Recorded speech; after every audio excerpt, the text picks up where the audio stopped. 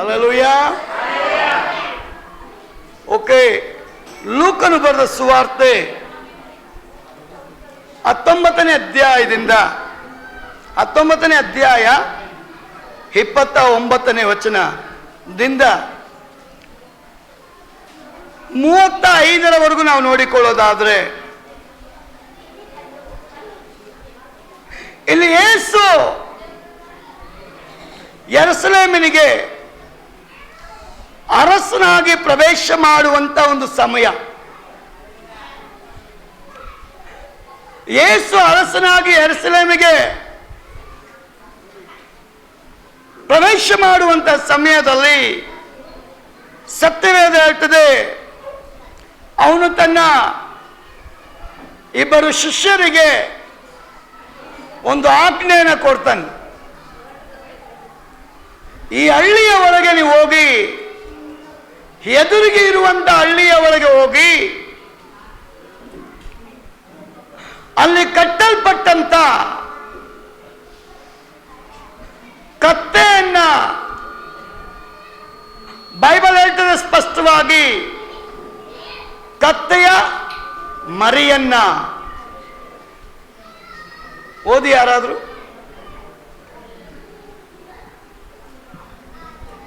ಸಿಕ್ಕಿಲ್ವ ಯಾರಿಗೂ?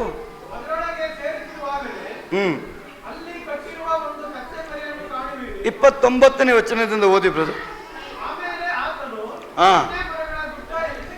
ಆಮೇಲೆ ಆತನು ಎಣ್ಣೆ ಮರಗಳ ಗುಡ್ಡ ಎನ್ನಿಸಿಕೊಳ್ಳುವ ಗುಡ್ಡದ ಬಳಿಯಲ್ಲಿರುವ ಬೆತ್ಪೇದೆಗೂ ಬೆತಾನ್ಯಕ್ಕೂ ಸಮೀಪಿಸಿದಾಗ ಶಿಷ್ಯರಲ್ಲಿ ಇಬ್ಬರನ್ನ ಕರೆದು, ನಿಮ್ಮ ಎದುರಿಗಿರುವ, ನೋಡಿ, ನಿಮ್ಮ ಎದುರಿಗಿರುವ ಹಳ್ಳಿಗೆ ಹೋಗಿರಿ, ಅದರ ಒಳಗೆ, ಹಳ್ಳಿಯ ಒಳಗೆ ಸೇರುತ್ತಿರುವಾಗಲೇ ಅಲ್ಲಿ ಕಟ್ಟಿರುವ ಒಂದು ಕತ್ತೆ ಮರಿಯನ್ನು, ಶಿಷ್ಯರಿಗೆ ಯೇಸು ಹೇಳ್ತಾ ಇದ್ದಾನೆ, ನಿಮ್ಮ ಎದುರಿಗಿರುವ ಒಂದು ಹಳ್ಳಿಗೆ ನೀವು ಪ್ರವೇಶ ಮಾಡ್ರಿ, ಅಲ್ಲಿ ಕಟ್ಟಲ್ಪಟ್ಟಿರುವ ಕತ್ತೆಯ ಮರಿಯನ್ನು ಕಾಣುವಿರಿ. ಮುಂದೆ, ಇದುವರೆಗೆ ಅದರ ಮೇಲೆ ಯಾರು ಹತ್ತಿಲ್ಲ, ಅದನ್ನು ಬಿಚ್ಚಿ ಹಿಡ್ಕೊಂಡು ಹಲ್ಲೆಲೂಯಾ ಇದ್ದೀರಾ?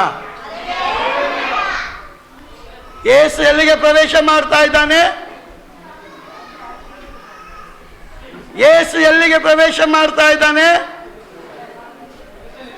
ಯೆರೂಸಲೇಮಿಗೆ ಪ್ರವೇಶ ಮಾಡೋಕ್ಕೆ ಮೊದಲು ಯೇಸು ತನ್ನ ಶಿಷ್ಯರನ್ನ ಇಬ್ಬರನ್ನ ಕರೆದವನು ಹೇಳ್ತಾನೆ, ಎದುರಿಗೆ ಕಾಣುವಂತ ಹಳ್ಳಿಗೆ ನೀವು ಹೋಗ್ರಿ. ನೀವು ಯಾವಾಗ ಹಳ್ಳಿಗೆ ಪ್ರವೇಶ ಮಾಡ್ತಿರೋ ಅಲ್ಲಿ ನಿಮ್ಮ ಕಣ್ಣಿಗೆ ಎರಡು ಕತ್ತೆ ಕಾಣುತ್ತೆ ಅಂತ ಬರೆಯಲ್ಲ, ಮಾತಾಡಬಾರ್ದು. ಕತ್ತೆ ಮರಿ ಕಟ್ಟಲ್ಪಟ್ಟಿದ್ದಾರೆ, ಅಲ್ಲಿ ಕತ್ತೆ ಮರಿಯನ್ನ ಕಟ್ಟಿದ್ದಾರೆ. ನೋಡಿ, ಅಲ್ಲಿ ಯೇಸು ಒಂದು ಮೆನ್ಷನ್ ಮಾಡ್ತಾನೆ, ಈ ಕತ್ತೆ ಮರಿಯನ್ನ ಇವತ್ತಿನವರೆಗೂ ಅದರ ಮೇಲೆ ಯಾರು ಹತ್ತಿಲ್ಲ. ಆ ಕತ್ತೆ ಮರಿಯ ಮೇಲೆ ಇವತ್ತಿನವರೆಗೂ ಯಾರು ಹತ್ತಿಲ್ಲ. ಅಂತ ಕತ್ತೆ ಮರಿಯನ್ನ ನೀವು ಕಾಣ್ಲಿಕ್ಕಿದ್ದೀರಿ. ನೀವು ಹೋಗಿ ಅದನ್ನ ಬಿಚ್ಚಿಕೊಂಡು ಬನ್ರಿ ನನ್ನ ಬಳಿಗೆ ಅಂತ ಹೇಳಿಸ್ತಾ ಇದ್ದಾನೆ. ಆತನು ಹೇಳ್ತಾನೆ, ಯಾವನಾದರೂ ನಿಮ್ಮನ್ನು ಯಾಕೆ ಬಿಚ್ಚುತ್ತೀರಿ ಎಂದು ಕೇಳಿದರೆ ಇದು ಸ್ವಾಮಿಯವರಿಗೆ ಬೇಕಾಗಿದೆ ಅನ್ನಿರಿ. ಹಲ್ಲೆಲೂಯಾ. 33 ಹೇಳ್ತದೆ, ಅವರು ಆ ಕತ್ತೆ ಮರಿಯನ್ನು ಬಿಚ್ಚುತ್ತಿರುವಾಗ ಆ ಕತ್ತೆ ಮರಿಯ ಯಜಮಾನ, ಈ ಮರಿಯನ್ನು ಯಾಕೆ ನೀವು ಬಿಚ್ಚುತ್ತೀರಿ? ಅವರು ಇದು ಸ್ವಾಮಿಯವರಿಗೆ. ಹಲ್ಲೆಲೂಯ. ಕತ್ತೆಯ ಮರಿಯನ್ನು ಯೇಸುವಿನ ಬಳಿಗೆ ಅವರು ತಂದಿದ್ದಾರೆ. ಸತ್ಯವೇದದ ಪ್ರಕಾರ ಯೇಸು ಯಾಕೆ ಕತ್ತೆಯನ್ನು ಆರಿಸಿಕೊಂಡ? ಯೇಸು ಯಾಕೆ ಕತ್ತೆಯನ್ನು ಆರಿಸಿಕೊಂಡ?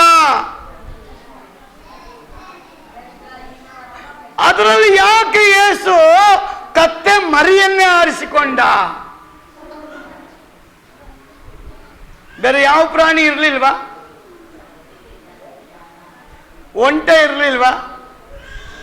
ಕುದುರೆ ಇರಲಿಲ್ವಾ? ಬೇರೆ ಪ್ರಾಣಿಗಳು ಯಾವುದು ಇರಲಿಲ್ವಾ? ಯಾಕೆ ಯೇಸು ಕತ್ತೆಯನ್ನು ಆರಿಸಿಕೊಂಡ? ಯಾಕೆ ಯೇಸು ಕತ್ತೆಯ ಮರಿಯನ್ನೇ ಆರಿಸಿಕೊಂಡ? ಹಲ್ಲೆಲೂಯ.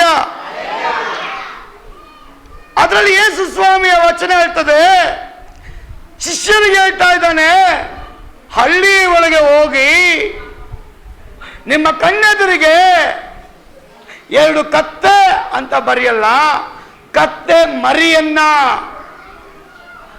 ಕಟ್ಟಿದ್ದಾರೆ, ಅದನ್ನು ನೀವು ಬಿಚ್ಚಿರಿ. ಯಾರಾದ್ರೂ ಕೇಳಿದ್ರೆ ನನ್ನ ಸ್ವಾಮಿಯವರಿಗೆ ಬೇಕು ಅಂತ ಹೇಳ್ರಿ. ಸರ್ವಶಕ್ತನಾದ ದೇವರು ನಮ್ಮನ್ನು ರಕ್ಷಿಸುವುದಕ್ಕೋಸ್ಕರ ಕತ್ತೆಯನ್ನಲ್ಲ, ಕತ್ತೆಯ ಮರಿಯನ್ನ ಆರಿಸಿಕೊಂಡು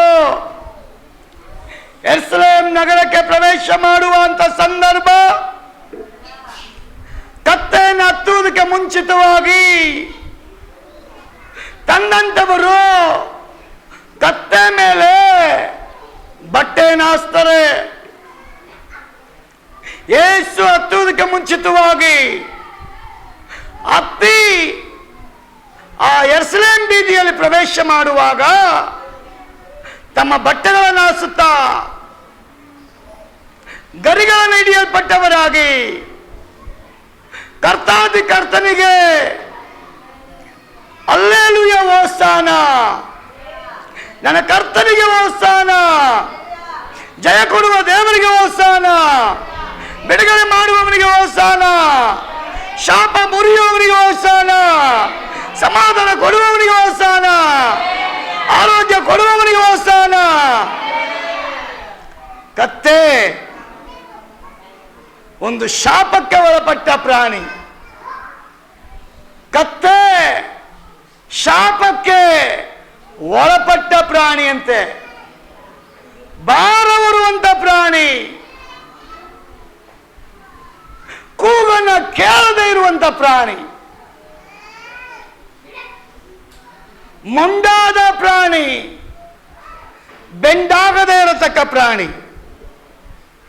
ತಿರಸ್ಕರಿಸಲ್ಪಟ್ಟಂತ ಪ್ರಾಣಿ. ಅದು ಶಾಪಕ್ಕೆ ಹೋಲಿಕೆ ಆಗಿದ್ದಂತ ಆ ಪ್ರಾಣಿಯನ್ನ ಯೇಸು ಆರಿಸಿಕೊಂಡಿದ್ದ. ಹಳೆ ಒಡಂಬಡಿಕೆ ಪ್ರಕಾರವಾಗಿ ಸತ್ಯವೇದ ಹೇಳ್ತದೆ, ಕತ್ತೆನಲ್ಲ, ಕತ್ತೆ ಮರಿಯನ್ನ ಬಿಡಿಸ್ಕೊಳ್ಬೇಕು ಅಂದ್ರೆ ಅದಕ್ಕೆ ಯಜ್ಞವಾಗಿ ಕುರಿ ಮರಿಯನ್ನು ಕೊಡಬೇಕಾಗಿತ್ತಂತೆ. ಕತ್ತೆ ಮರಿಯನ್ನ ಬಿಡಿಸ್ಕೊಳ್ಬೇಕು ಅಂದ್ರೆ ಅದಕ್ಕೆ ಪ್ರತಿಯಾಗಿ ಕುರಿ ಮರಿಯನ್ನ ಬಲಿ ಕೊಡಬೇಕಾಗಿತ್ತಂತೆ.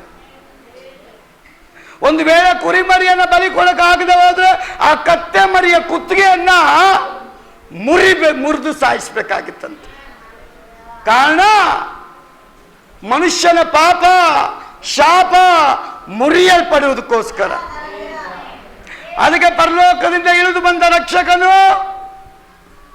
ಯೆರೂಸಲೇಮ್ ನಗರದಲ್ಲಿ ಪ್ರವೇಶ ಮಾಡುವುದಕ್ಕೆ ಮುಂಚೆ ಶಿಲುಬೆಯ ಕಂಬವನ್ನ ಏರುವುದಕ್ಕೆ ಮುಂಚೆ, ಮರಣವನ್ನ ಸಂಧಿಸುವುದಕ್ಕೆ ಮುಂಚೆ, ಎಲ್ಲದರ ಮೇಲೆ ಜಯವನ್ನ ಸಾಧಿಸುವುದಕ್ಕೆ ಮುಂಚೆ ಯೆರೂಸಲೇಮ್ ಪ್ರವೇಶಕ್ಕೆ ಸಿದ್ಧನಾಗಿರುವಂತ ಯೇಸು ಶಾಪವನ್ನ ಮುರಿಯೋದಿಕ್ಕೆ, ಪಾಪವನ್ನ ಮುರಿಯೋದಿಕ್ಕೆ, ಅಂಧಕಾರದ ಮೇಲೆ ಜಯವನ್ನ ಸಾಧಿಸೋದಕ್ಕೋಸ್ಕರ ಆ ಪ್ರಾಣಿಯನ್ನ ಯೇಸು ಆರಿಸಿಕೊಂಡಿದ್ದ.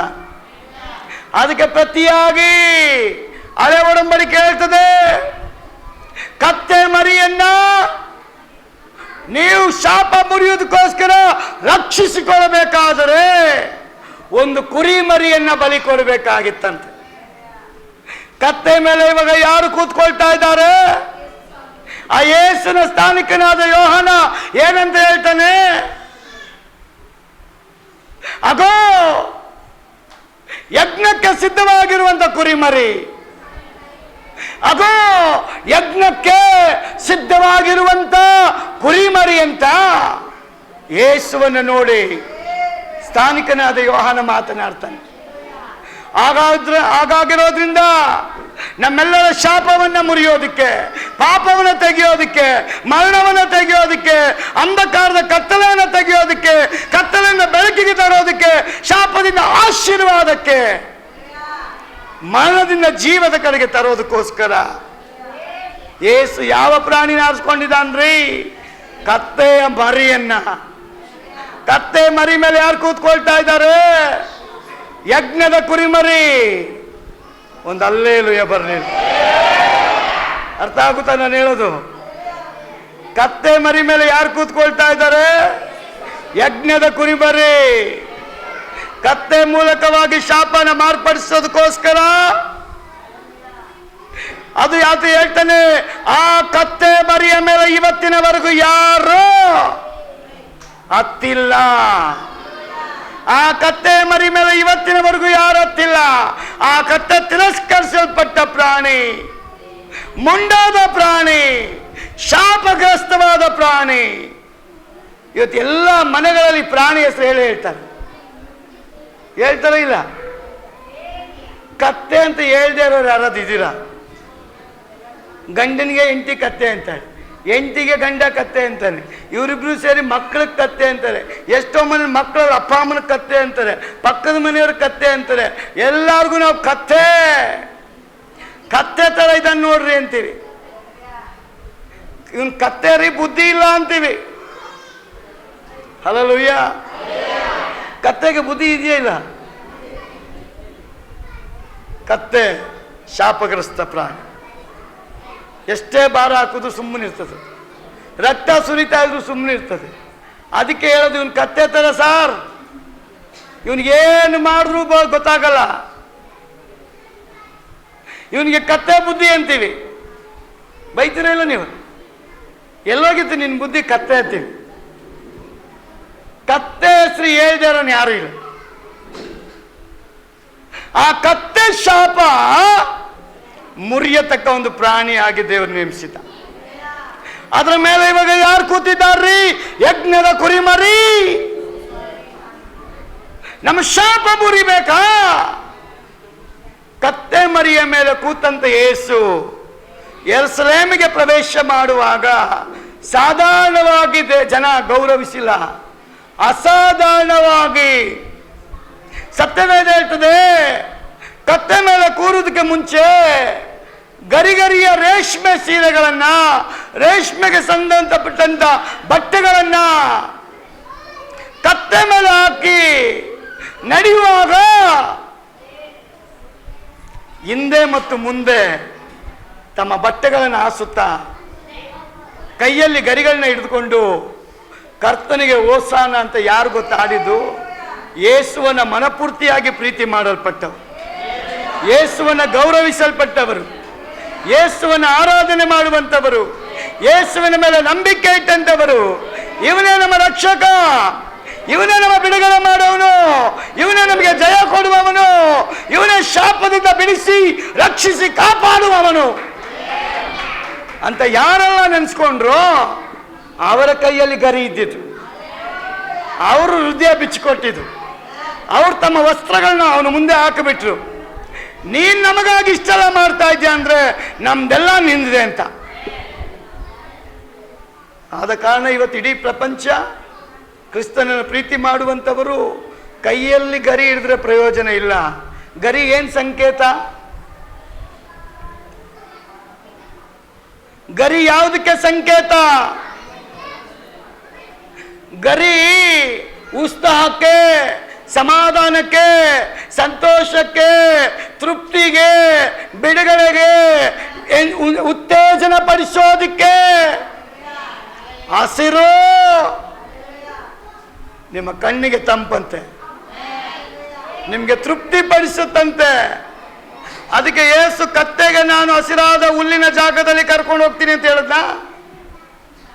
ನನ್ನ ಕುರಿಗಳನ್ನು ನಾನು ಹಸಿರಾದ ಹುಲ್ಲಿನ ಬಳಿಗೆ ನಾನು ಕರ್ಕೊಂಡು ಹೋಗ್ತೀನಿ. ನನ್ನ ಕುರಿಗಳಿಗೆ ಅಂದ, ನನ್ನ ಕತ್ತೆಗೆ ಕತ್ತೆ ಮೂಲಕ ಶಾಪ ಮುರಿತಾ ಇದ್ದಾನೆ. ಕತ್ತೆ ಮರಿಗೆ ಏನು ಕೊಡಬೇಕಾಗಿತ್ತು? ಬಲಿಯಾಗಿ ಕುರಿ ಮರಿಯನ್ನು ಕೊಡಬೇಕಾಗಿತ್ತು. ನಿಮ್ಮ ಶಾಪನ ಮುರಿಯೋದಕ್ಕೆ ಇವತ್ತು ಯೇಸು ಆ ಕತ್ತೆ ಮರಿಯನ್ನು ಹತ್ತಿದ್ದ. ಹತ್ತಲ್ಪಟ್ಟಂತೆ ಯೇಸು ಹೇಳ್ತಾನೆ, ಯಜ್ಞಕ್ಕೆ ನೇಮಿಸಲ್ಪಟ್ಟಂತ ಕುರಿಮರಿ ನಾನೇ. ಆ ಮರಣವ ಕಂಬವನ ಏರ್ಲಿಕ್ಕೆ ನಾನು ಸಿದ್ಧನಾಗಿದ್ದೇನೆ. ಅದಕ್ಕೆ ಅದು ನಿಮ್ಮ ನಿಮಿತ್ತ ಎಂತ ಶೋಧನೆಗಳು ಬಂದ್ರು ನಾನು ಜಯಿಸೋದಕ್ಕೆ ರೆಡಿಯಾಗಿದೆ. ಅದನ್ನು ಅರಿಯಲ್ಪಟ್ಟವರು ಕರ್ತನಿಗೆ ಹೋಸಾನ, ಕರ್ತನಿಗೆ ಮಹಿಮೆ, ಕರ್ತನಿಗೆ ಆರಾಧನೆ, ಕರ್ತನಿಗೆ ಸ್ತೋತ್ರ. ನಾವು ನಮಗಾಗಿ ರಕ್ತ ಸುರಿಸೋದಕ್ಕೆ, ಪ್ರಾಣ ಕೊಡೋದಕ್ಕೆ, ಬಲಿ ಕೊಡೋದಕ್ಕೆ ಯಜ್ಞದ ಕುರಿಮರಿಯಾಗಿ ಸಿದ್ಧನಾಗಿರುವ ಯೇಸಪ್ಪ ನಾನು ರೆಡಿಯಾಗಿದ್ದೇನೆ. ಹಲ್ಲೆಲೂಯಾ. ಅದಕ್ಕೆ ನಾನು ಅವಾಗಲೇ ಕೇಳಿದೆ, ಎಲ್ಲಿ ನಮ್ಮ ಜಗ್ಗು ಅವರು, ಎಲ್ಲಿ ನಮ್ಮ ಯೋನ ಅವರು? ಪ್ರಿಯ ದೇವಜನರೇ, ನಾವು ಮುಖ್ಯವಾಗಿ ಕರ್ತನ ಕಾರ್ಯದಲ್ಲಿರಬೇಕು. ನಮಗೆ ಊರ ಮೇಲೆ ಊರು ಬಿದ್ದರೂ ನಾನು ಯೇಸು ಮುಖ್ಯ ಆಗಬೇಕು. ಒಂದು ಸೇವಕರ ತಾಯಿ ಬೆಳಿಗ್ಗೆ 6:45 ಗಂಟೆಗೆ ಸತ್ತೋದ್ರು. ಅವ್ರು ಯಾವ ದಿನ ಮರಣ ಒಂದು ಬಿಟ್ಟರು ಗೊತ್ತಾ? ಆರಾಧನೆ ನಡೆಯುವಂತ ಸಬ್ಬತ್ ದಿನದ ಮುಂಜಾನೆ 6:45ಗೆ ಅವ್ರ ತಾಯಿ ತೀರೋಗ್ತಾರೆ. ಆರಾಧನೆ 9:30 ಗಂಟೆಗೆ. ಗಂಡ ಹೆಂಡತಿ ಮಕ್ಕಳು ಒಂದು ತೀರ್ಮಾನ ಮಾಡ್ತಾರೆ, ನನ್ನ ತಾಯಿ ತೀರೋದ್ರು ಅಂತ ಜನಗಳಿಗೆ ಹೇಳಿಬಿಟ್ರೆ ಎಲ್ಲರೂ ದುಃಖ ಪಡ್ತಾರೆ. ಆರಾಧನೆ ಮಾಡಕ್ಕೆ ಮನಸ್ಸಿರೋದಿಲ್ಲ ಅವ್ರಿಗೆ. ಸಂತೋಷವಾಗಿ ದೇವರನ್ನ ಘನಪಡಿಸೋಕೆ ಅವ್ರ ಕೈಯಲ್ಲಿ ಆಗಲ್ಲ. ಯಾಕಂದ್ರೆ ಈ ತಾಯಿ ಚೆನ್ನಾಗಿದ್ದಾಗ ಸಭೆನ ಪ್ರೀತಿ ಮಾಡಿದ್ದಾಳೆ, ಜನಗಳನ್ನ ಪ್ರೀತಿ ಮಾಡಿದ್ದಾಳೆ, ಅವಳ ಕೈಯಿಂದ ಅಡಿಗೆ ಮಾಡಾಕಿದ್ದಾಳೆ, ಅವಳ ಕೈಯಿಂದ ಅನೇಕರನ್ನ ಆಶೀರ್ವಾದ ಮಾಡಿದ್ದಾಳೆ. ಅಂತ ತಾಯಿ, ಜನರಿಗೆ ಮೆಚ್ಚುಗೆ ಆಗಿರುವಂತ ತಾಯಿ, ಭಾನುವಾರದ ಬೆಳಗಿನ ಸಮಯದಲ್ಲಿ ತನ್ನ ಜೀವನ ಕಳ್ಕೊಂಡ್ಬಿಟ್ಲು. ಮಗ ಸೇವಕ 9:30 ಗಂಟೆಗೆ ಆರಾಧನೆ ಪ್ರಾರಂಭ ಆಗುತ್ತೆ. ಆ ಸಂದರ್ಭದಲ್ಲಿ ಸೇವಕರ ಕುಟುಂಬದಲ್ಲಿ ಒಂದು ತೀರ್ಮಾನ, ನನ್ನ ತಾಯಿ ಸತ್ತೋಗಿದ್ದಾಳೆ ಅಂತ ನಾವ್ಯಾರಿಗೂ ಹೇಳೋದು ಬೇಡ. ನನ್ನ ಜನ ಆರಾಧನೆಗೆ ಬರಲಿ, ನನ್ನ ಸರ್ವಶಕ್ತನನ್ನ ಮನಪೂರ್ತಿಯಾಗಿ ಆರಾಧನೆ ಮಾಡಲಿ, ಸಂತೋಷವಾಗಿ ಆರಾಧನೆ ಮಾಡಲಿ, ಯಥಾರ್ಥವಾಗಿ ಆರಾಧನೆ ಮಾಡಲಿ, ಮನಬಿಚ್ಚಿ ಆರಾಧನೆ ಮಾಡಲಿ. ದೇವರಿಗೆ ಸಲ್ಲಬೇಕಾದಂತಹ ಮಹಿಮೆ ಆ ಜನ ಸಲ್ಲಿಸಲಿ. ಅವರ ಮೈಂಡ್ ಡಿಸ್ಟರ್ಬ್ ಆಗೋದು ಬೇಡ ಅಂತ ನೆನೆಸಿ ತಾಯಿ ಶವನ, ಆ ತಾಯಿ ಶರೀರವನ್ನ ಒಂದು ಕೋಣೆ ಒಳಗೆ ತೆಗೆದುಕೊಂಡು ಹೋಗಿ ಹಾಕಿ, ಬೀಗ ಹಾಕಿ, ಯಾರಿಗೂ ಗೊತ್ತಿಲ್ಲದ ಹಾಗೆ ಈ ಸೇವಕರು ಸಹ ರೆಡಿಯಾಗಿ ಆರಾಧನೆ ದಿನದಲ್ಲಿ ಸಂತೋಷವಾಗಿ ಆರಾಧನೆ ಮಾಡಿ ದೇವರ ಆತ್ಮನ ಒಂದು ಸಂದೇಶವನ್ನು ಕೊಟ್ಟು ಎಲ್ಲ ಮುಗಿದ ಮೇಲೆ ಅಂತ್ಯಾಶೀರ್ವಾದ ಆಗಿ ಆಗ ಒಂದು ಅನೌನ್ಸ್ಮೆಂಟ್ ಮಾಡ್ತಾರೆ. ನಿಮ್ಮೆಲ್ಲರಿಗೂ ಅಚ್ಚುಮೆಚ್ಚಿನ ತಾಯಿ ಇವತ್ತು ಬೆಳಗ್ಗೆ 6:15 ಗಂಟೆಗೆ ತೀರೋಗ್ಬಿಟ್ಟಿದ್ದಾರೆ. ಅವಾಗ ಇಡೀ ಸಭೆ ಅಳುತ್ತೆ, ಗೋಳಾಡುತ್ತೆ, ಅಯ್ಯೋ ನಮ್ಮನ್ನ ಬಿಟ್ಟು ಹೋಗ್ಬಿಟ್ಟ ಅಂತ. ಅದು ದೇವರ ವಾಕ್ಯ ಹೇಳ್ತದೆ. ಕರ್ತನಿಗೆ ಮೊದಲನೇ ಸ್ಥಾನಮಾನ ನಾವು ಯಾವಾಗ ಕೊಡ್ತೇವೋ ನಮ್ಮನ್ನ ದೇವರು ಮೊದಲನೇ ಸ್ಥಾನದಲ್ಲಿ ಇರ್ತಾನೆ. ನೀವು ಮೊದಲಾಗಬೇಕು ಅಂದ್ರೆ ಕರ್ತನಿಗೆ ಮೊದಲನೇ ಸ್ಥಾನ ಇರಬೇಕು. ನೀವು ಮೊದಲನೇವರಾಗಬೇಕು ಅಂದ್ರೆ ಕರ್ತನ ಸನ್ನಿಧಾನದಲ್ಲಿ ತಗ್ಗಲ್ಪಟ್ಟವರಾಗಿರ್ಬೇಕು.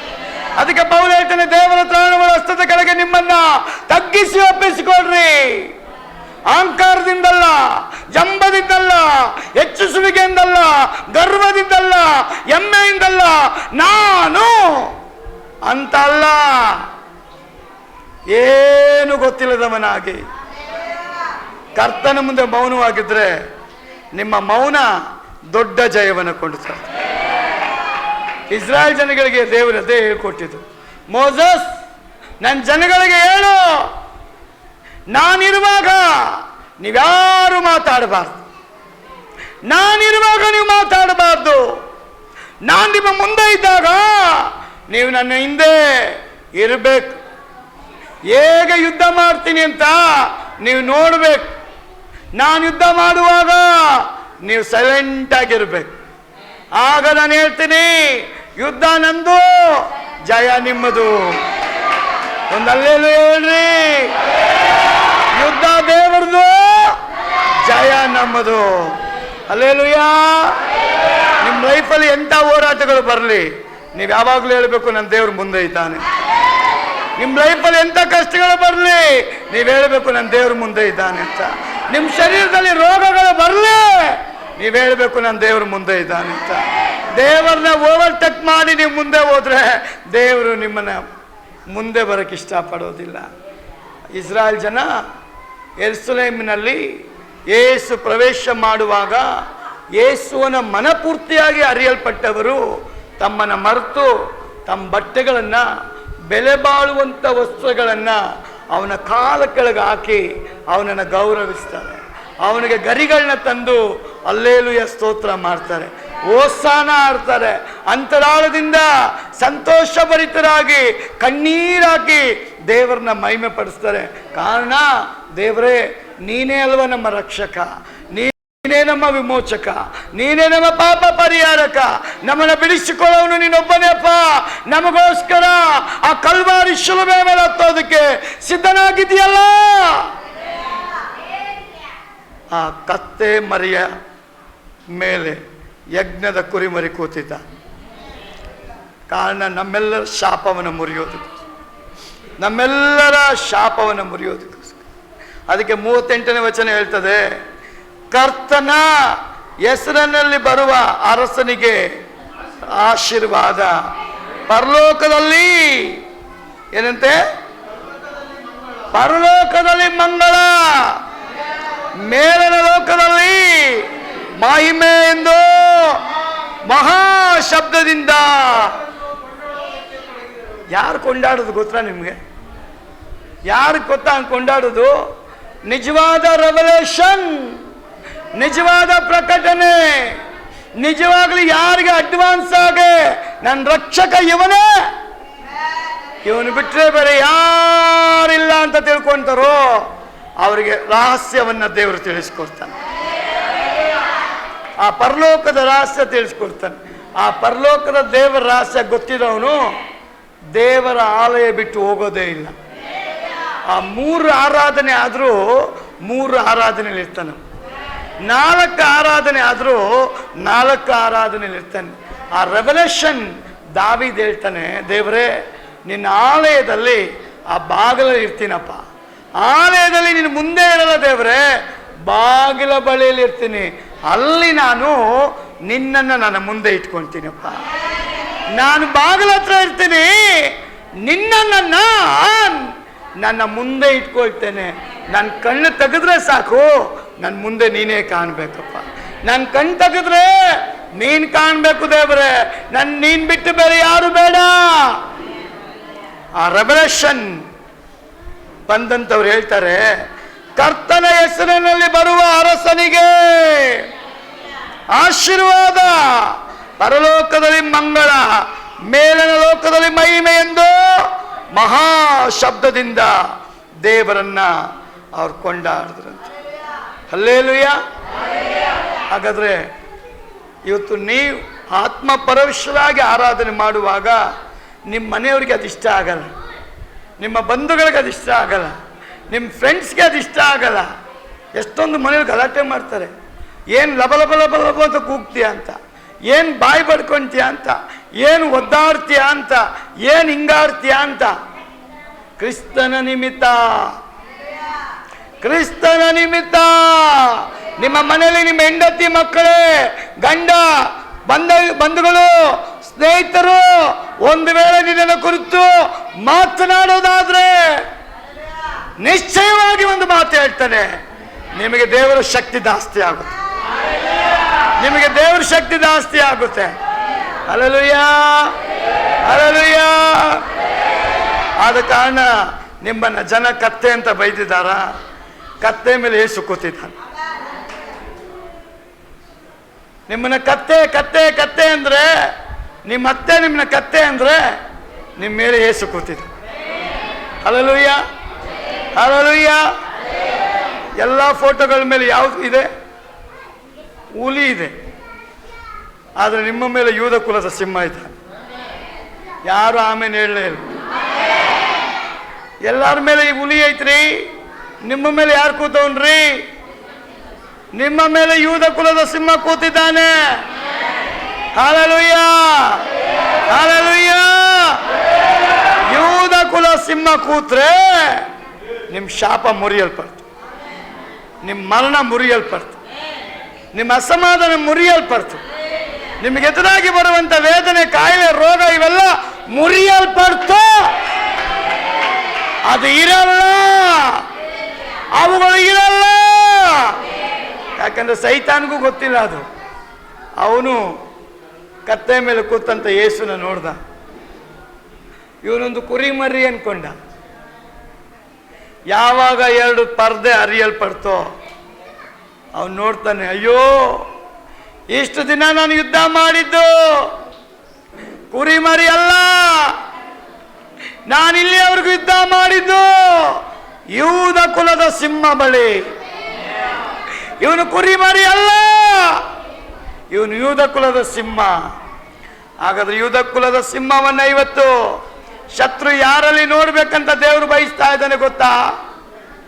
ಯಾರು ಓಸಾನ ಆಡ್ತಾ ಇದ್ದಾರೋ, ಯಾರು ಅಲ್ಲೇಲು ಹೇಳ್ತಾ ಇದ್ದಾರೋ, ಯಾರು ಮಹಿಮೆ ಪಡಿಸ್ತಾ ಇದ್ದಾರೋ, ಯಾರು ನಾಚಿಕೆ ಪಡೆದು ಯೇಸುವಿನ ನಾಮ ಘನಪಡಿಸ್ತಾ ಇದ್ದಾರೋ ಅವರ ಒಳಗಡೆ ಯೂದ ಕುಲದ ಸಿಂಹವನ್ನು ದೇವರು ನೋಡಲಿಕ್ಕೆ ಇಷ್ಟಪಡ್ತಾರೆ. ಹಲ್ಲೆಲೂಯಾ. ನಾನು ಒಂದೇ ಒಂದು ಕತೆ ಹೇಳಿ ಮುಗಿಸ್ಬಿಡ್ತೇನೆ. ನಿಮ್ಮ ಮೇಲೆ ಯಾರಿರಬೇಕು? ಯೇಸು ಇದ್ರೆ ಏನು ಬರುತ್ತೆ ನಿಮಗೆ? ಏನು ಬರುತ್ತೆ ನಿಮಗೆ? ಶಾಪ ಹೋಗುತ್ತೆ, ಆಶೀರ್ವಾದ ಬರುತ್ತೆ. ಮರಣ ಹೋಗುತ್ತೆ, ಜೀವ ಬರುತ್ತೆ. ಕತ್ತಲೆ ಹೋಗುತ್ತೆ, ಬೆಳಕು ಬರುತ್ತೆ. ಹಲ್ಲೆಲೂಯಾ. ನಿಮಗೆ ಕೊಡುವಂತ ಬುದ್ಧಿ ಇದೆಯಲ್ಲ, ಈ ಲೋಕದ ಯಾವ ಜನಕ್ಕೂ ಆ ಬುದ್ಧಿ ಇರಲ್ಲ. ಯಾರಿಗೆ? ನಿಜವಾದ ವಿಶ್ವಾಸಿಗೆ. ಹೆಸರಿಗಿನ ವಿಶ್ವಾಸಿಗಲ್ಲ, ನಿಜವಾದ ವಿಶ್ವಾಸಿ ಎಲ್ಲಾ ಕ್ಷೇತ್ರದಲ್ಲೂ ಮೌನವಾಗಿದ್ದು ಯುದ್ಧನ ಜಯಿಸ್ಕೊಂಡ್ಬರ್ತಾನೆ. ಬುದ್ಧಿ ಇಲ್ಲದೆ ಇರೋನು ಏನ್ ಮಾಡ್ತಾನೆ? ಪಟಕ್ಕಂತ ಹೇಳ್ಬಿಡ್ತಾನೆ, ತನ್ನ ಕೈಯು ಹಗ್ಗ ಕೊಡ್ಸಿಗೆ ಹಾಕೊಂಡ್ಬಿಡ್ತಾನೆ. ದೇವರ ಮಕ್ಕಳು ಕಾಯ್ತಾರಂತೆ, ಅಭಿಷೇಕ ಬರುತ್ತೆ, ಶತ್ರುವಿನ ಬಲನ ಹೊಡೆದಾಕ್ಬಿಡ್ತಾರೆ. ಹಲ್ಲೆಲೂಯಾ. ಒಂದು ಸಲ ಒಂದು ಸಿಂಹ ಒಂದು ನರಿಗೆ ಹೇಳುತ್ತಂತೆ, ನನಗೆ ಹೊಟ್ಟೆ ಹಸಿತಾ ಇದೆ, ನನಗೆ ತುಂಬಾ ಹೊಟ್ಟೆ ಹಸಿತಾ ಇದೆ, ನೀನು ಯಾವುದಾದ್ರೂ ಪ್ರಾಣಿನ ತಂದು ಕೊಟ್ರೆ ಸರಿ ಬೇಗ, ಇಲ್ಲ ಅಂದ್ರೆ ನಿನ್ನ ನಾನು ತಿಂದು ಬಿಡ್ತೀನಿ ಅಂತ.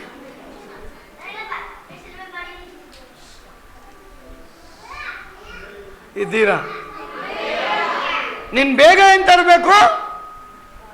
ಒಂದು ಯಾವುದಾದ್ರೂ ಪ್ರಾಣಿನ ತಂದು ಕೊಡ್ಬೇಕು ನನಗೆ, ಇಲ್ಲ ಅಂದ್ರೆ ನಿನ್ನೇ ಅಟ್ಯಾಕ್ ಮಾಡಿ ತಿಂದು ಬಿಡ್ತೀನಿ ನಾನು ಅಂತ. ಅದಕ್ಕೆ ಓಡ್ತಂತೆ ನರಿ. ನರಿ ಓಡಿ ತನ್ನ ಬುದ್ಧಿನ ಓಡಿಸಿ ಒಂದು ಕತ್ತೆನ ತಗೊಂಬಂತಂತೆ. ಕತ್ತೆಗೆ ಹೇಳ್ತಂತೆ, ಕತ್ತೆ ಈ ಕಾಡಿಗೆಲ್ಲ ರಾಜ ಯಾರು? ನರಿ ಏನು ಹೇಳ್ತು ಕತ್ತೆಗೆ? ಸಿಂಹ ಏನು ಕಾಡಿಗೆಲ್ಲ ರಾಜ. ಕತ್ತೆ ಬಳಿ ಹೋಗಿ ನರಿ ಹೇಳ್ತಂತೆ, ನರಿ ಕಾಡಿನ ರಾಜ, ಆ ಸ್ಥಾನಮಾನವನ್ನ ನಿನಗೆ ಕೊಡ್ಬೇಕಂತ ಕರೀತಾ ಇದ್ದಾನೆ. ನರಿ ಮಾತನ್ನ ಕತ್ತೆ ಕೇಳಿ ಸಿಂಹದ ಬಳಿಗೆ ಹೋಗ್ಬಿಡ್ತಂತೆ. ಸಿಂಹದ ಬಳಿ ಹೋಗಿದ ತಕ್ಷಣ ಸಿಂಹ ಕತ್ತೆ ತಲೆ ಮೇಲೆ ಏನಿರ್ತದೆ? ಕತ್ತೆ ನೋಡಿದ್ದೀರಾ? ಕತ್ತೆ ತಲೆ ಮೇಲೆ ಏನಿರುತ್ತೆ? ಕೂದಲು ಇರ್ತದೆ. ಸಿಂಹ ಕತ್ತೆ ಮೇಲೆ ಅಟ್ಯಾಕ್ ಮಾಡ್ತಂತೆ. ಸಿಂಹದ ಕೈಗೆ ಕತ್ತೆ ಕೂದಲು ಸಿಕ್ಬಿಡ್ತು. ಸಿಂಹ ಬಿಡಿಸ್ಕೊಂಡು ಓಡ್ ಬಂದ್ಬಿಡುತ್ತೆ. ಕೂದಲು ಕಿತ್ತಿದ್ಕೆ ರಕ್ತ ಬರ್ತಾ ಇದೆ. ನರಿ ಹತ್ರ ಬಂದು, ಎಂತ ಮೋಸ ಮಾಡಿಬಿಟ್ಟೆ ನೀನು, ನನ್ನ ರಾಜ ಮಾಡ್ತೀನಿ ಅಂತ ಕರ್ಕೊಂಡೋಗಿ ಅವನನ್ನು ಅಟ್ಯಾಕ್ ಮಾಡಿಬಿಟ್ಟ, ಹೆಂಗೋ ನಾನು ಬಚಾವಾಗ್ಬಿಟ್ಟೆ, ನನ್ನ ಕೂದಲು ಹೋಯ್ತು ನೋಡು, ರಕ್ತ ಬರ್ತಾ ಇದೆ ಅಂತ. ಆಗ ತಿರ್ಗಾ ನರಿ ಬುದ್ಧಿ ಓಡಿಸ್ತಂತೆ, ಅಯ್ಯಯ್ಯೋ ಕತ್ತೆ, ಅವನು ನಿನ್ನ ಕೂದಲು ಕಿತ್ತಿದ್ದು ಯಾಕೆ ಗೊತ್ತಾ? ಕಿರೀಟ ಇಡುವಾಗ ಕಿರೀಟ ಇಡಕ್ಕೆ ಆಗಲ್ಲ, ಅದಕ್ಕೆ ಮೊದಲು ಕೂದಲು ಕಿತ್ತು ಬಿಟ್ಟ ಅವನು. ನಿನಗೆ ಗೊತ್ತಾಗಿಲ್ಲ, ಅವನು ನಿನ್ನ ರಾಜ ಮಾಡ್ತಾನೆ ಬಾ ಅಂತ ತಿರ್ಗಾ ಕರ್ಕೊಂಡು ಹೋಯ್ತಂತೆ. ಹೌದಾ ಅಂತ ಹೋಯ್ತಂತೆ ತಿರ್ಗಾ ಕತ್ತೆ. ತಿರ್ಗಾ ಸಿಂಹ ಕತ್ತೆನ ಅಟ್ಯಾಕ್ ಮಾಡುತ್ತೆ. ಎರಡನೇ ಬಾರಿ ಕತ್ತೆ ಬಾಲ ಕಟ್ಟಾಗ್ಬಿಡುತ್ತೆ. ತಿರ್ಗಾ ಕತ್ತೆ ಓಡ್ ಬಂದ್ಬಿಡ್ತು. ನರಿಗೆ ಹೇಳ್ತಿ, ಎಂತ ನೀನು ನರಿ, ನೀನು ನನಗೆ ರಾಜ ಮಾಡ್ತೀನಿ ಅಂತ ಕರ್ಕೊಂಡು ಹೋದೆ, ಈಗ ನನ್ನ ಬಾಲ ಕಟ್ಟಾಗಿದ್ದು ನೋಡಿ, ರಕ್ತ ಬರ್ತಾ ಇದೆ ಅಂತ. ನರಿ ಹೇಳ್ತಂತೆ, ತಿರ್ಗಾ ನಿನಗೆ ಬುದ್ಧಿ ಇಲ್ಲ, ಸಿಂಹಾಸನದ ಮೇಲೆ ಕೂತ್ಕೊಳ್ಳುವಾಗ ಬಾಲ ಅಡ್ಡ ಬರುತ್ತಲ್ಲ, ಅದಕ್ಕೆ ಅದು ಬಾಲ ಕಟ್ ಮಾಡಿಬಿಟ್ಟಿದೆ, ಬಾ ಅಂತ ತಿರ್ಗಾ ಕರ್ಕೊಂಡು ಹೋಯ್ತಂತೆ. ತಿರ್ಗಾ 3ನೇ ಸಲ ಕರ್ಕೊಂಡು ಹೋದಾಗ ಅಟ್ಯಾಕ್ ಮಾಡಿ ಅದು ಸಾಯಿಸ್ಬಿಡ್ತಂತೆ. ಅವಾಗ ನರಿ ಸಿಂಹ ಅಂತಂದ್ರೆ ಈಗ ನಿನ್ನ ಬಾರಿ ಅಂತ. ಅದಕ್ಕೆ ಮುಂಚಿತವಾಗಿ ಸಿಂಹ ಕೇಳ್ತಂತೆ ನರಿಗೆ, ನರಿ ಆ ಕತ್ತೆಗೆ ಸ್ವಲ್ಪನೂ ಬುದ್ಧಿ ಇಲ್ವಾ? ನಾನು ಕೂದಲು ಕಿತ್ತಾಗಲೇ ಓಡೋಗ್ಬೇಕಾಗಿತ್ತದು, ಬಾಲ ಕಿತ್ತಾಗಲೇ ಓಡೋಗ್ಬೇಕಾಗಿತ್ತದು, 3ನೇ ಸಲನೂ ಬಂತಲ್ಲ, ಯಾಕೆ ಅಂತ. ಅವಾಗ ನರಿ ಅಂತಂತೆ, ಅದಕ್ಕೆ ಬುದ್ಧಿ ಇದ್ದಿದ್ರೆ ಬರ್ತಾ ಇರಲಿಲ್ಲ, ಬುದ್ಧಿ ಇಲ್ಲ ಅದಕ್ಕೆ ಬಂತು ಅಂತ.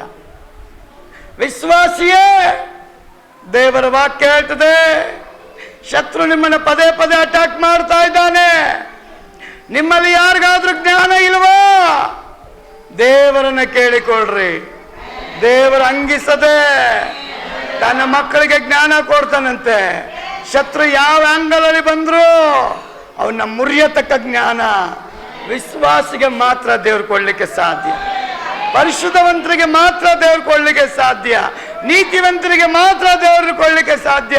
ಲೋಕದಲ್ಲಿ ಹೆಂಗ ಬೇಕಾದ್ರೂ ನಡೆಯೋರಿಗೆ ದೇವರ ಬುದ್ಧಿ ಬರಲ್ಲ, ಅವರಿಗೆ ಬರೋದು ನರಿ ಬುದ್ಧಿ. ನರಿ ಬುದ್ಧಿನ ದೇವರು ಇಷ್ಟಪಡಲ್ಲ. ನಮ್ಗೆ ಯಾರ ಬುದ್ಧಿ ಇರಬೇಕು? ದೈವಿಕವಾದ ದೇವರ ಆತ್ಮನ ಬುದ್ಧಿ ಇರಬೇಕು. ಹಲ್ಲೆಲೂಯಾ. ಅದಕ್ಕೆ ಶತ್ರು ಹತ್ರ ಕರ್ಕೊಂಡು ಹೋಗೋದಕ್ಕೆ ಅನೇಕ ನರಿಗಳು ನಮ್ಮನ್ನ ವಂಚಾಗ್ತಾ ಇರ್ತದೆ. ನಾವು ಯಾಮಾರಬಾರ್ದು. ನಾವು ಯಾರನ್ನ ನೋಡಬೇಕು? ದೇವ್ರನ್ನ ನೋಡಬೇಕು. ದೇವ್ರನ್ನ ನೋಡಿ ಹೋಗ್ರಿ, ನಿಮ್ಮನ್ನ ದೇವ್ರು ಯಾವತ್ತೂ ಕೈ ಬಿಡೋದೇ ಇಲ್ಲ. ಅದಕ್ಕೆ ದೇವರು ವಾಗ್ದಾನ ಮಾಡಿದ್ದಾನೆ, ನನ್ನ ಮಕ್ಕಳೇ, ನಾನು ನಿಮ್ಮನ್ನ ಕೈ ಬಿಡಲ್ಲ, ನಾನು ನಿಮ್ಮನ್ನು ತೊರೆಯಲ್ಲ. ಹಲ್ಲೆಲೂಯಾ.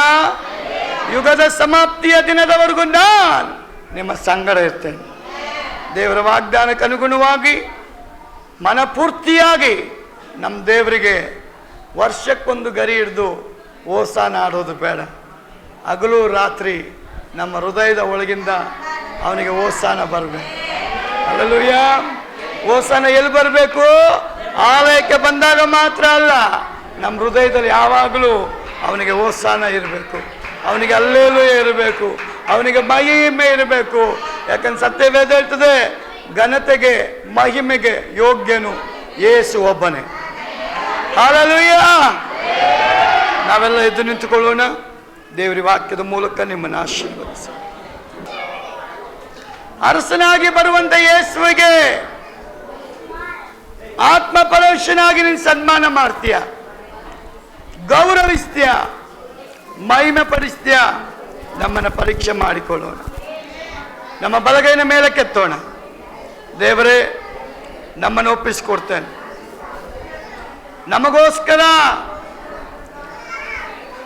ಬಲಿದಾನವಾಗಿ ಯಜ್ಞದ ಕುರಿಮರಿಯಾಗಿ ಅಪ್ಪ ಆ ಕತ್ತೆ ಮರಿಯ ಮೇಲೆ ನೀನು ಅರಸನಾಗಿ ಪ್ರವೇಶ ಮಾಡಿ ಮರಣದ ಬಾಗಿಲಿಗೆ ಹೋಗಿ ಮರಣವನ್ನ ಗೆದ್ದು ಮೃತ್ಯುಂಜಯನಾಗಿ ಎದ್ದು ಬಂದ ದೇವರಪ್ಪ ನೀನು. ನಿನ್ನ ಮಕ್ಕಳಿಗೆ ಯಾವ ಭಯ ಇಲ್ಲ ಅಂತ ಹೇಳಿದೆ, ಯಾವ ರೋಗ ಇಲ್ಲ ಅಂತ ಹೇಳಿದೆ, ಯಾವ ಮರಣ ಇಲ್ಲ ಅಂತ ಹೇಳಿದೆ, ಯಾವ ಶಾಪ ಇಲ್ಲ ಅಂತ ಹೇಳಿದೆ. ನಿಮ್ಮ ಸೇವಕನಾದ ನಾನು ಈ ಸಭೆ ಎಲ್ಲ ಮಕ್ಕಳನ್ನ ಈ ಒಂದು ಪವಿತ್ರ ಗರಿಗಳ ಹಬ್ಬದ ದಿನ ತಂದೆ, ಮಗ, ಪರಿಶುದ್ಧಾತ್ಮ ತ್ರೇಕ ದೇವರ ಹೆಸರಿನಲ್ಲಿ ಆಶೀರ್ವದಿಸ್ತೇನೆ. ನಿನ್ನ ಮಕ್ಕಳನ್ನ ಆಶೀರ್ವಾದ ಮಾಡು. ಸಭೆಯ ಚಿಕ್ಕ ಮಕ್ಕಳಿಂದ ದೊಡ್ಡವರ ತನಕ ಎಲ್ಲರನ್ನ ಆಶೀರ್ವಾದ ಮಾಡು, ಎಲ್ಲರನ್ನ ಆಶೀರ್ವಾದ ಮಾಡು ದೇವರ. ಇವತ್ತು ಮಾತ್ರ ಅಲ್ಲ, ನಾವು ಜೀವಂತವಾಗಿರುವ ದಿನದ ತನಕ ನಮ್ಮ ಅಂತರಾಳದಿಂದ ನಾವಪ್ಪ ಹಚ್ಚ ಹಸಿರಾಗಿ ಎವರ್ ಗ್ರೀನ್ ಆಗಿ ನಾವು ಕಾಣಲ್ಪಡುವಂತೆ ಕೃಪೆ ಕೊಡಿಸುವ.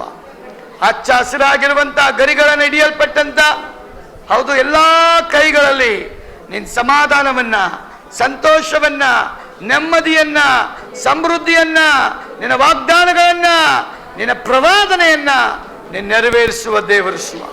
ಎಲ್ಲ ಮಕ್ಕಳನ್ನು ಆಶೀರ್ವದಿಸು, ಕುಟುಂಬಗಳನ್ನು ಆಶೀರ್ವಾದ ಮಾಡು. ಕರ್ತನ ಹೆಸರಿನಲ್ಲಿ ಬರುವಂತ ದೇವರಿಗೆ ಅಪ್ಪ ಅರಸನಿಗೆ ಅಪ್ಪ ಆಶೀರ್ವಾದ. ಪರಲೋಕದಲ್ಲಿ ಮಂಗಳ, ಭೂಲೋಕದಲ್ಲಿ ಎಲ್ಲ ದೇವಜನರು ಮಹಿಮೆ ಹೊಂದುವಂತ ಸಮಯ ಅಂತ ಬರೆಯಲ್ಪಟ್ಟಿದೆ. ಆದ ಕಾರಣ ಈ ಸಭೆಯನ್ನ, ಎಲ್ಲ ಕುಟುಂಬಗಳನ್ನ ಆಶೀರ್ವದಿಸಿ. ಕಳೆದ ವಾರ ಬರ್ತ್ಡೇ ಮತ್ತು ವೆಡ್ಡಿಂಗ್ ಆನಿವರ್ಸರಿ ಯಾರು ಆಚರಿಸಿದ ಅವ್ರನ್ನ ಆಶೀರ್ವದಿಸಿ ಅಪ್ಪ. ಈ ಮಕ್ಕಳೆಲ್ಲ ಕೋರಿಕೆನ ಆಶೀರ್ವಾದ ಮಾಡಿ, ಇವರೆಲ್ಲ ವ್ಯಾಪಾರಗಳನ್ನ ಆಶೀರ್ವಾದ ಮಾಡಿ, ಇವರ ಮನೆಗಳಲ್ಲಿ ಸಮಾಧಾನ ಕೊಡು ದೇವರೇ. ಜಗಳಗಳು ಸ್ಟಾಪ್ ಆಗಲಿ ದೇವರೇ, ಪ್ರಾರ್ಥನೆಗಳು ಆರಂಭ ಆಗಲಿ ದೇವರೇ, ಒಂದು ಮನಸ್ಸು ಆರಂಭ ಆಗಲಿ ದೇವರೇ, ಒಂದನ್ಯತೆ ಆರಂಭ ಆಗಲಿ ದೇವರೇ. ದೇವರಿಗೆ ಮೊದಲನೇ ಸ್ಥಾನಮಾನ ಈ ಜನಗಳು ಕೊಡಲಿ ದೇವರೇ. ಪ್ರತಿಯೊಬ್ಬರು ಕ್ರಿಸ್ತನ ಪ್ರೀತಿಯನ್ನ ಸಂಪಾದಿಸಿ ಅದನ್ನು ಹಂಚುವಂತ ಕೃಪೆ ಅವರಿಗೆ ಕೊಡಿಸುವ. ಹೌದು ದೇವರೇ, ವ್ಯಾಪಾರ ಮಾಡೋದ್ರಿಂದ, ಕೆಲಸ ಮಾಡೋದ್ರಿಂದ ಹಣ ಬರುತ್ತೆ ದೇವರೇ. ಅಪ್ಪ, ನಾವು ನಿನ್ನನ್ನು ಆರಾಧನೆ ಮಾಡೋದ್ರ ಮೂಲಕ ಆ ಕ್ರಿಸ್ತನ ಪ್ರೀತಿ ನಮ್ಮಲ್ಲಿ ಏರಳವಾಗಿ ಬರುತ್ತಪ್ಪ. ಅಪ್ಪ, ನಿನ್ನ ಮಕ್ಕಳು ಅದನ್ನು ಸಂಪಾದನೆ ಮಾಡಿ ಎಲ್ಲರನ್ನ ಪ್ರೀತಿ ಮಾಡೋದಕ್ಕೆ ಕೃಪೆ ಕೊಡು ದೇವರೇ. ನಿನ್ನ ಪ್ರೀತಿಯಲ್ಲಿ ಆ ಪ್ರೀತಿಯ ರಸ ದೈವಿಕವಾದ ಅಭಿಷೇಕದ ಮೂಲಕವಾಗಿ ತುಂಬಲ್ಪಡಲಿ ಎಂದು ನಾನು ಪ್ರಾರ್ಥಿಸ್ತೇನೆ. ಎಲ್ಲ ಮಹಿಮೆ ನಿನಗೆ ಯೇಸುವಿನ ನಾಮದಲ್ಲಿ ಬೇಡ್ತೇನೆ, ನಮ್ಮ ಜೀವಳ ತಂದೆ. ಆಮೇನ್.